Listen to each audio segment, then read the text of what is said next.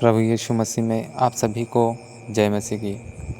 मेरे प्रियो, आज हम देखेंगे कि असमान जुए में जीतने का मतलब क्या होता है।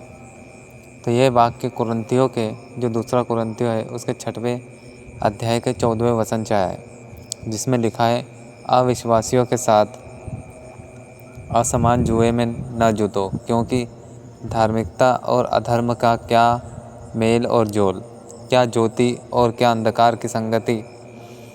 यह एक अनुवाद ऐसा कहता है कि अविश्वासियों के साथ अवैवाहिक बंधन में न आए। एक जुआ जो होता है वो 2 लकड़ियों का बना हुआ एक डंडा होता है, जिसमें 2 बैलों को आपस में एक दूसरे से जोड़कर रखा जाता है और ये मिलकर बोझ खींचने का काम करते हैं। जैसा कि आपने देखा होगा, खेत में किसान जो बैलों के कंधों पर रखा होता है ना, वो लकड़ा, उसे ही बोलते हैं जुआ। एक असमान रूप से जुड़े हुए समूह में एक शक्तिशाली बैल होता है और एक कमज़ोर बैल होता है। अगर हम देखते हैं ना, एक बैल अगर ऊंचा हो जाए और एक बैल छोटा हो जाए या कमज़ोर हो जाए तो कैसे ऊंचा नीचा दिखने लगता है, और एक बैल लंबा हो जाए या ठिंगना हो जाए, या एक बैल तेज़ चले या कम एक स्लो चले, तो बैलेंस ख़राब होने लगता है, जिसके कारण बोझ शक्तिशाली के अंधों पर रहता है और कमज़ोर पे बोझ नहीं रहता।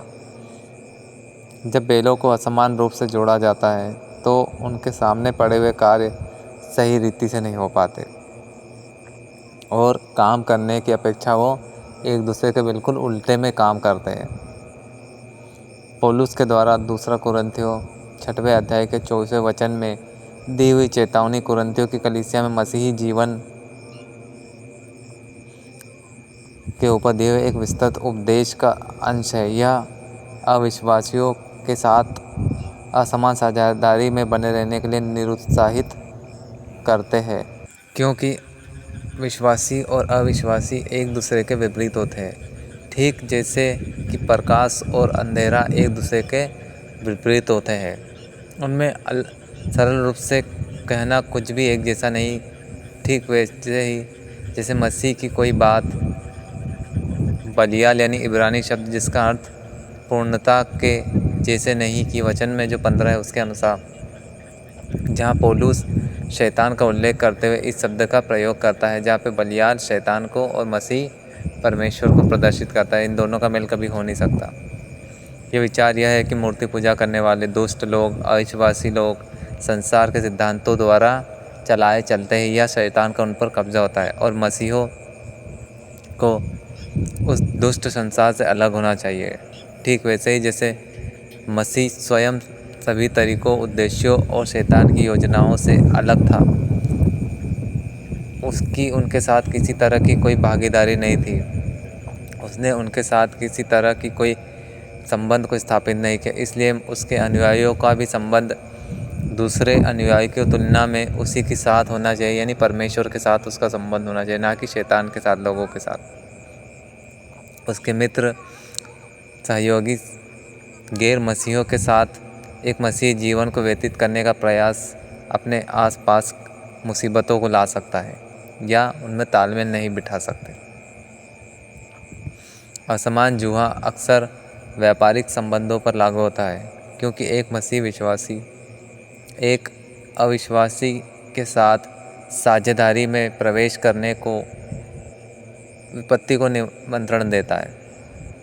उसके पास वैश्विक दृष्टिकोण और नैतिकताएं और व्यावसायिक निर्णय होते हैं जिन्हें प्रतिदिन लिया जाना चाहिए, जो एक दूसरे को प्रकट करते हैं, क्योंकि एक संबंध को करने के लिए या एक पक्ष या दूसरे पक्ष को नैतिक स्वार्थ को छोड़ देना चाहिए और दूसरे लक्ष्य की ओर बढ़ना चाहिए।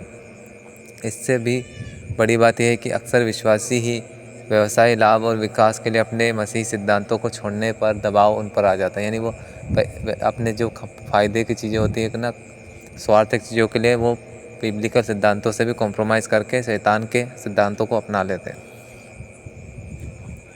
इसमें कोई संदेह नहीं कि एक व्यक्ति का दूसरे व्यक्ति के साथ निकटतम गठजोड़ विवाह में ही पाया जाता है, वो किसी और तरीके से भी गठजोड़ या जोड़ हो सकता है। इसी कारण इस संदर्भ की सामान्य रूप से व्याख्या की जाती है।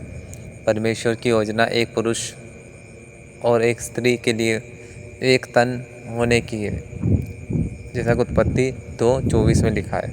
एक ऐसा संबंध जो अधिक घनिष्ठ और शाब्दिक और सजीव रूप में हो, एक दूसरे का अंश बन जाते हैं। एक विश्वासी के साथ एक करने का अर्थ अनिवार्य रूप से दो विपरीत चीज़ों को इकट्ठा करना है, जो कि लगभग एक नामुमकिन चीज़ है, और यह एक कठिन संबंध को प्रदर्शित करता है।